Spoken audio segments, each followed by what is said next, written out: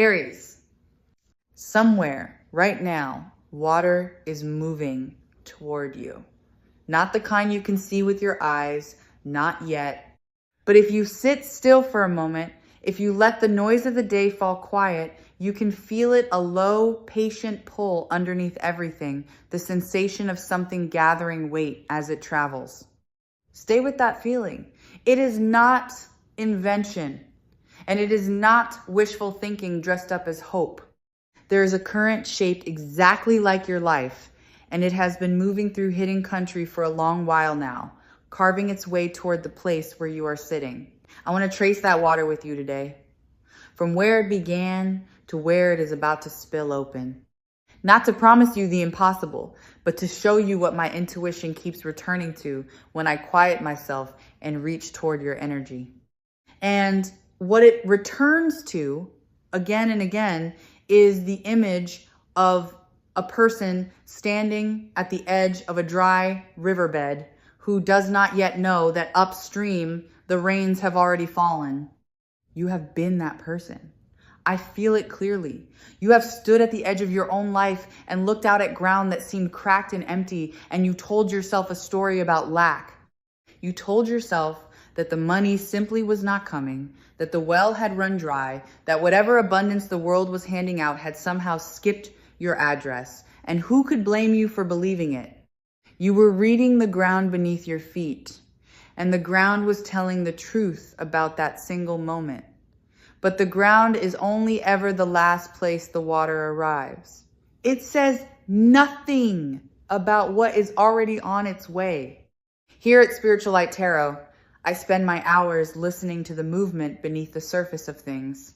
And the movement I sense around you now is unmistakably one of gathering, of accumulation, of something long delayed finally being released. So let us follow it upstream first. Let us go back to where this current was born, because you deserve to understand that what is coming to you was not luck, and it was not an accident. It has a source, and the source is you. Trace the water back far enough and you arrive at a version of yourself who kept going when going made no sense. There were seasons when you worked and saw nothing return to you. There were efforts you poured out into the dark, gestures of care, hours of labor, small acts of integrity that no one applauded and no one paid you for. You may have thought those efforts vanished. You may have grieved them a little, quietly, the way people grieve things they are too proud to admit they wanted. But nothing you gave truly disappeared. Energy does not evaporate, it travels. And every ounce of what you released into the world with honest intention became a drop in a current that has been flowing back to you ever since, picking up speed in places you could not see. This is the first truth I need you to hold. Your dry season was not a punishment, and it was not proof that you were doing life wrong. It was the upstream. It was the long, slow, invisible part of the journey where the water gathers before it moves. Rivers spend most of their length far from the sea, threading through country no one visits, and yet not a single mile of that hidden passage is wasted. Every bend adds momentum. Every narrow place adds pressure. What looked like your years of nothing were actually the shaping of everything. I sensed there was a specific stretch where you nearly gave up on the idea that money and ease could ever belong to you. Something happened, a door that closed, a promise that broke, a moment when the numbers did not add up no matter how many times you counted them. And in that stretch, you made a quiet decision. You decided you would keep your dignity even if you could not keep your comfort. You decided you would remain generous even when you had little. You decided you would not become bitter, even when bitterness would have been the easier country to live in. That decision matters more than you know, because the current I am following does not flow toward the desperate or the grasping. It flows toward the ones who kept their hands open even when their hands were empty. Now let me tell you where the water is now, in this present moment, because this is where the story turns. The current has reached the place where the land begins to fall away, and everything that gathers slowly upstream begins to move quickly. You are standing at the lip of that change. I feel it as a kind of pressure at the back of your recent days, a sense that something has been building, that a threshold is close, that the long, flat stretch of your circumstances is about to tilt. For a long time, something was holding this water back. Picture it as a wall, a barrier that formed across the river without your permission.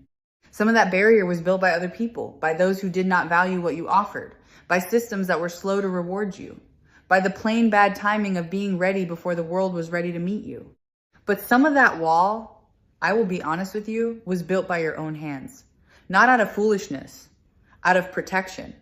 Somewhere along the way, you learned to hold back your own flow because receiving felt dangerous, because wanting felt shameful, because you had been disappointed enough times that you decided it was safer to expect little. That wall is beginning to give. I can feel the pressure of the water against it, and I can feel the first cracks running through the old barrier. This is the part of the reading where I want you to breathe, because what happens when a long-held current finally breaks through is not a trickle, it is a rush. It is the release of everything that was stored up during the waiting. The abundance that reaches you will not feel proportional to the effort of a single week or a single month, and that will confuse the part of you that is used to careful arithmetic. It will feel like more than you earned in the moment, because it is more than you earned in the moment. It is the return of everything you earned across the years, arriving all at once, the way water arrives when a dam finally opens. Let me describe the shape of how it comes, because abundance rarely walks through the front door announcing itself. The current will find the lowest, most open channels first, which means the money will reach you through the places where you have been most receptive, most willing, most unguarded. Watch the edges of your life. Watch the conversation you almost did not have. Watch the opportunity that arrives wearing ordinary clothes, looking at first like an inconvenience or a favor or a small ask, and only later revealing itself as the doorway it truly was. I sense there is something owed to you. It may be money in the literal sense, a sum that was promised and delayed, a return on effort that stalled somewhere in another person's hands, a value you created that has not yet found its way back to your pocket. But it may also be recognition that converts into money, a seeing of your worth by someone with the power to reward it. The current is carrying both. And I want to prepare you for the fact that the timing will feel almost improbable, as if a knot you had stopped trying to untangle simply loosened on its own while you were looking the other way. There is a particular quality to this incoming abundance that I need to name, because it will help you recognize it. It arrives soft, and then it arrives fast. First, there will be a sign small, easy to dismiss, the kind of thing you might chalk up to coincidence, an unexpected message, a number that comes back better than you feared, a person who thinks of you at exactly the right moment. Do not dismiss the small sign. The small sign is the first water reaching the dry bed, and where the first water goes, the flood follows. Your task in that moment is simply to receive it without immediately bracing for it to be taken away. Because that bracing, that ancient flinch, is the last remnant of the wall. I feel how deeply you have trained yourself to distrust good news, to wait for the catch, to enjoy nothing fully in case enjoyment invites loss. That instinct kept you safe in leaner times, and I honor it for the protection it gave you. But the leaner times are ending, and the instinct that protected you in scarcity will only shrink your experience of abundance if you carry it forward. So this is the inner work the current is asking of you. To let yourself want, openly, without shame. To let yourself receive, fully, without the reflex, to minimize. To stand in the rising water and, instead of running for higher ground, to finally get wet. I keep returning to the image in the words above your reading, the idea of bathing in it, of being surrounded, of abundance as something you are immersed in rather than something you chase. There is a profound truth hidden in that image, and I want to draw it out. Chasing money and being immersed in money are two entirely different relationships. The chaser is always behind, always reaching, always running out of breath. The one who bathes has stopped running because there is nowhere further to run to. The water is already everywhere, already touching every part of them, already holding their weight. The shift that is coming for you is not only a shift in your bank account, it is a shift from chaser to bather, from the exhausting posture of pursuit to the restful posture of enough. And here is where I feel the energy grow warm and certain. In the middle of everything I am sensing for you today with Spiritual Light Tarot guiding my hands toward your story. The enough you are moving into is not a modest enough. It is not the bare minimum, tighten your belt, be grateful for crumbs, kind of enough that the world sometimes tries to sell to people who are tired. It is an expansive enough. It is the kind of enough that has room in it for pleasure, for generosity, for rest, for the small luxuries you have denied yourself for so long that you almost forgot you wanted them. You are not being led towards survival. You are being led towards spaciousness. Let me sit with the texture of that spaciousness for a moment, because I think you have forgotten what it feels like.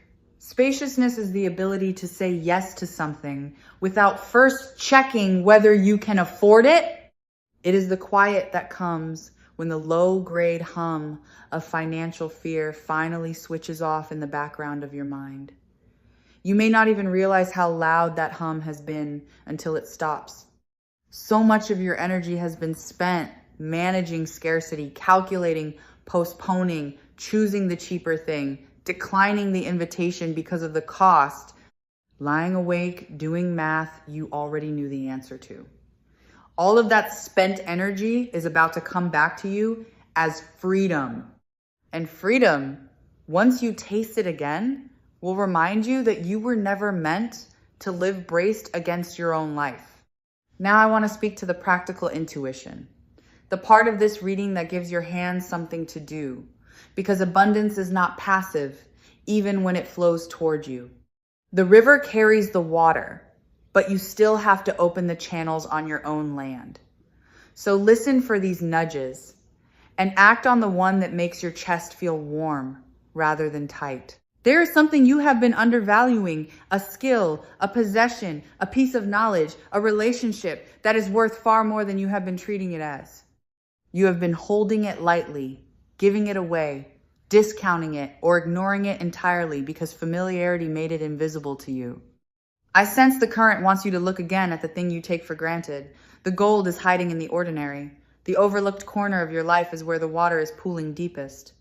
There is also a conversation you have been avoiding, not out of laziness, but out of that old fear of asking, of appearing to want, of being told no. The current is asking you to have it anyway, to name your worth out loud, to make the request you have been swallowing. I feel strongly that the answer waiting on the other side of that conversation is far kinder than the one your fear has been rehearsing. You have been protecting yourself from a rejection that is not actually there. And there is a door you have been treating as closed that is only ajar.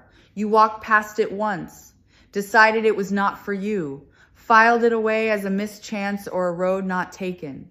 But roads do not close the way we think they do. Energy loops back. What passed you by is circling around again, and this time you are more prepared, more grounded, more worthy in your own eyes than you were when it first appeared. Keep your attention soft and wide. The second chance rarely announces that it is a second chance. It simply shows up looking like a fresh beginning. I want to widen the lens now, because the abundance I sense for you is not meant to end with you. This is one of the most beautiful things I feel in the current, and it is the part that convinces me the flow will be lasting rather than fleeting. Water that arrives and stagnates becomes a swamp. Water that arrives and moves through becomes a river that never runs dry. The wealth reaching you carries the same law. What passes through your open hands on its way to others will keep the source flowing behind it. Not because generosity is a transaction, and not because giving is a trick to get more, but because the same openness that lets money in is the openness that lets it move, and moving water stays fresh. I sense you are the kind of person who will do beautiful things with what arrives. There are people you have quietly wanted to help and could not. There are burdens you have watched others carry, wishing you had the means to lift a corner of the weight There is a version of your generosity that has been waiting, patient, in a locked room, unable to express itself because you had nothing to give. That room is about to open. And I want you to know that the joy of finally being able to give, of picking up the check, of covering the gap, of solving the problem for someone you love with a quiet ease you never had before, that joy may end up meaning more to you than the money itself. Watch for it. It is one of the sweetest waters in this whole current. There's a deeper reason the abundance is arriving now, and it has to do with who you have become. I do not sense that you are the same person who first stood at the edge of the dry riverbed. Something in you has ripened. You have stopped needing money to prove your worth, even if you still want money for the ease and freedom it brings. That distinction is everything. The universe seems to open its hands most fully to the people who have stopped mistaking wealth for value, who know they are already whole and simply want more room to express that wholeness in the world. Somewhere in your waiting, you cross that line. You learn to hold your head high without a full account behind it. And it is precisely because you learn to stand tall while empty that you are now trusted to stand tall while full. Full is a state you may need to practice gently because it is unfamiliar. When the current breaks through, there will be a strange grief mixed into the joy, and I do not want it to catch you off guard. You may find yourself mourning, just a little. All the years you spent afraid, all the pleasures you postponed, all the smallness you accepted as if it were your permanent size. Let that grief move through you like the rest of the water. Do not fight it, and do not let it convince you that you are undeserving. Grief at the threshold of abundance is simply the old self saying goodbye. Think it, then step forward. I want to describe the arrival itself, the moment the metaphor becomes flesh, because I think you need to be able to picture it in order to allow it. Imagine the dryness you have known, the tightness, the counting, the careful no, and then imagine that dryness being met by warmth. Not a splash, not a shock, an immersion. Imagine lowering yourself into a life where the fear of not enough has been rinsed away, where you can rest your full weight against the surface of your circumstances and be held. Imagine what your shoulders do when they finally stop bracing. Imagine what your face does when the math stops. That is the bath the words above your reading are pointing to. Not the crude picture of coins and bills, though those will come, but the deep, sensory, whole body experience of being surrounded on every side by enough and then by more than enough. And here is the part that I feel with the most certainty. The part I would stake my intuition on. This is not a single windfall that arrives and then leaves you dry again. The image of the current matters because currents continue. A single lucky payment would be a puddle. What I sense around you is a river, a changed relationship with abundance, a new default, a shifting of your entire baseline. After this threshold, the question in your life stops being whether the money will come and starts being what you will do with the space it creates. That is a different life. That is not a better week. That is a new topography. I keep sensing your hesitation though, and I want to speak to it directly because it is the one thing that could slow the water even now. Part of you is afraid to believe this. Part of you has been disappointed by hope before and does not want to be made a fool of again. I understand that fear intimately, but I need you to hear the difference between hope and knowing. Hope is a wish thrown at an uncertain sky. What I am describing is not a wish. It is a reading of a movement already underway, water already in the channel, momentum already committed. You do not have to believe hard enough to make it happen. It is happening. Your only task is to not slam a door against it out of an old habit of self-protection. So let me give you the posture that opens the door widest, because your receptivity is the last variable, and it is the one entirely within your control. The posture is not frantic action. It is not manifestation forced through gritted teeth. It is a relaxed, expectant openness, the inner equivalent of leaving your palms turned up instead of clenched.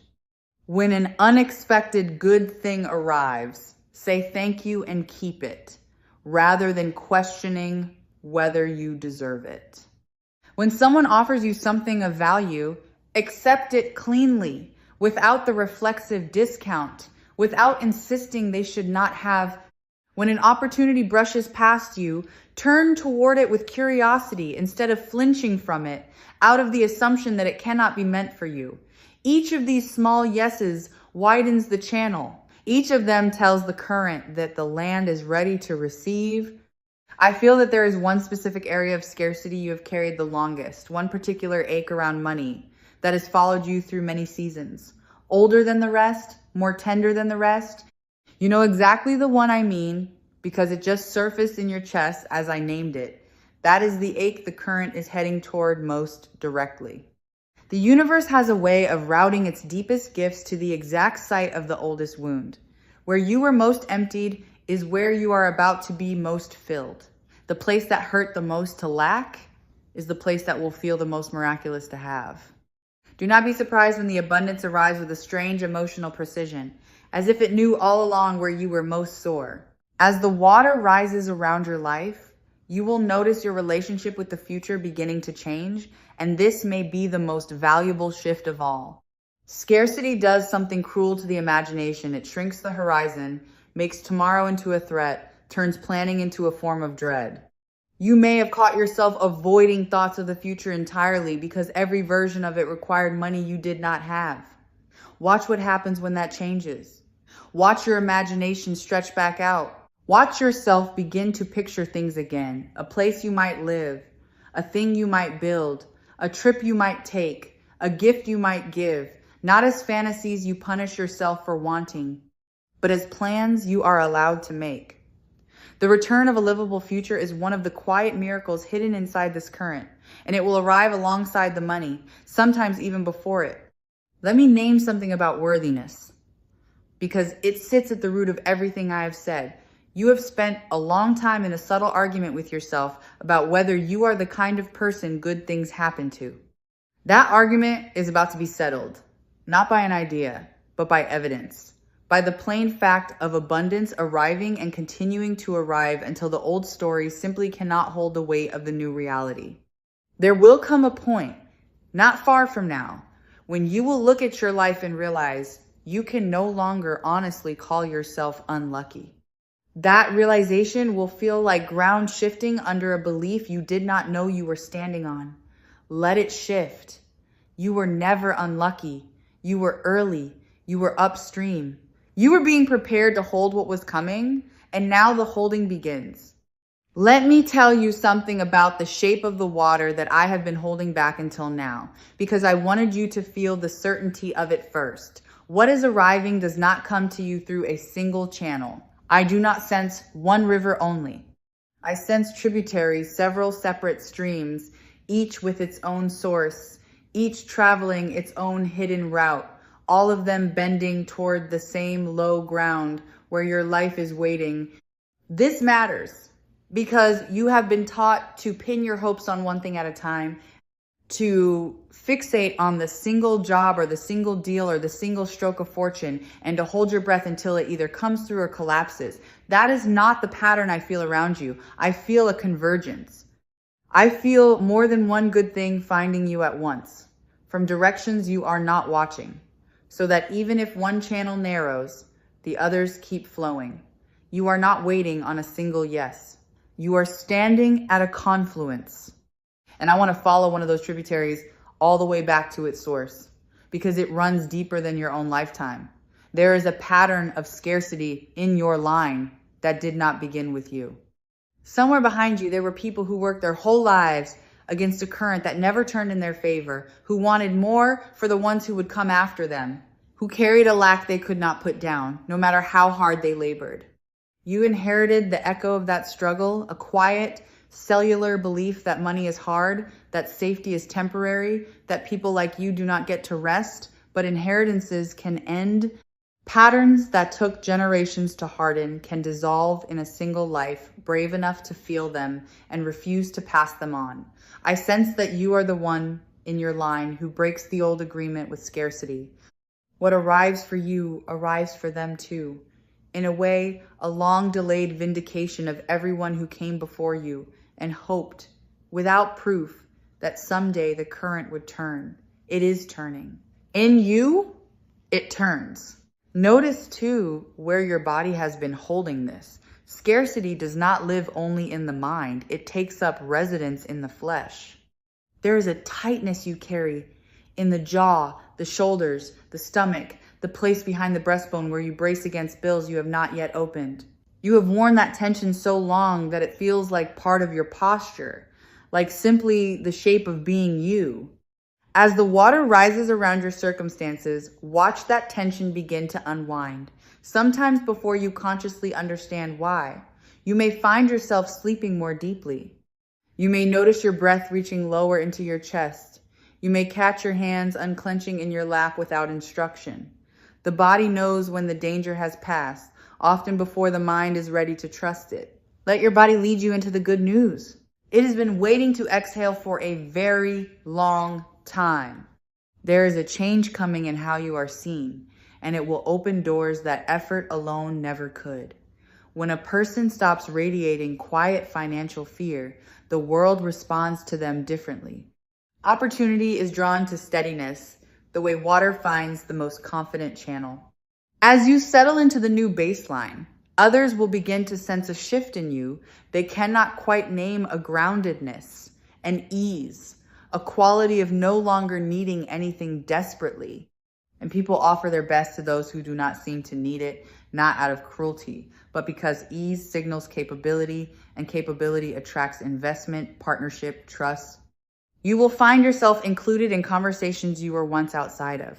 You will be thought of for things you were once overlooked for. The reputation that precedes you is about to be revised, and the revision works entirely in your favor. Watch your surroundings begin to change too, in small ways at first, because abundance expresses itself in the texture of ordinary days long before it announces itself in grand gestures. The thing you have been repairing instead of replacing gets replaced. The small daily denial you have practiced for years, the cheaper option, the smaller portion, the thing you talk yourself out of at the last moment quietly stops being necessary. Your home begins to hold objects chosen for pleasure rather than only for need. None of this is vanity. It is the visible evidence of an invisible shift. The way the greening of a riverbank tells you the water has returned before you ever see the river itself. Pay attention to these small changes when they come. They are not distractions from the real abundance. They are its first flowers. I want to name a truth that will feel counterintuitive because it runs against everything scarcity taught you. Some of the most powerful things you can do to widen this current involve doing less, not more. You have been trained to believe that abundance is earned through relentless effort, that if you simply push harder, the water will come faster. But a river does not move faster because the banks strain toward it. The land that receives the most water is the land that has softened, opened, made itself low and available. Your rest is not laziness. Your ease is not carelessness. When you allow yourself to slow down, to stop white-knuckling every hour of your life, you become more receptive, more able to notice the opportunity that requires stillness, to see. Some of what is coming to you will only be able to reach you if you stop running long enough to let it catch up. Give it that chance. Let yourself be caught. And I feel the season turning around you, not a date I could mark, but a quality of light changing. The way you can feel spring approaching before a single flower confirms it. There is a quickening in your recent days, a sense of things speeding up after a long stillness, of loose threads suddenly pulling taut, of a plot that seemed stalled beginning to move again. Trust that quickening even when it unsettles you. Long stretches of nothing often end not with a gentle transition, but with a sudden gathering of events, several things shifting at once, as if the universe had been quietly arranging the pieces the whole time you thought nothing was happening. What felt like abandonment was preparation. What felt like silence was the water gathering just out of earshot. The turn you have been waiting for is not a distant possibility anymore. It is close enough now to feel. I want to speak to the momentum of it because I sense you worry that even if abundance arrives, you will somehow lose it. That you are the kind of person who cannot keep good things, who lets them slip through their fingers, who returns to zero no matter what. Release that story. The current I feel is not testing you to see if you will squander it. It is not a trap disguised as a gift. It is the honest return of what you built, and it comes with a kind of stability woven into it because it is founded on who you have become rather than on a single stroke of chance. Things built on character last differently than things built on luck. What is arriving for you is built on character. There is one more thing the current wants me to say before we reach the wide water, and it is about a person. I sense that part of what arrives will come through a human hand, someone who becomes, perhaps without fully understanding it, a conduit for the abundance heading your way. It may be a face from your past who reappears carrying an opportunity you could not have reached on your own. It may be a quiet ally who has been watching your work and waiting for the right moment to open a door for you. It may be a stranger who enters your life sideways and changes its financial shape almost casually. Whoever it is, I want you to stay warm toward the people who cross your path in the coming while, even the ones who seem, at first, to offer only friendship or a small kindness. Abundance loves to travel disguised as relationship. The one who blesses your circumstances may arrive looking like nothing more than a good conversation. Keep your heart hospitable. The messenger is on the way, and messengers are easy to miss when we are only watching for money and forget to watch for people. And so I feel the reading beginning to gather toward its close, the way a river gathers toward the wide, calm place where it finally meets the sea. Everything I have traced today, the long upstream years, the wall that is breaking, the soft first sign, the rush that follows, the immersion, the generosity, the changed baseline, the healed ache, the returned future, all of it flows toward one simple invitation. Stop bracing. The dry season taught you to expect little and defend hard, and it kept you alive, and you can thank it now and set it down. What is coming asks a different posture of you. Open, warm, expectant, at rest. You do not have to earn the water. You already did. You have only to let it reach you.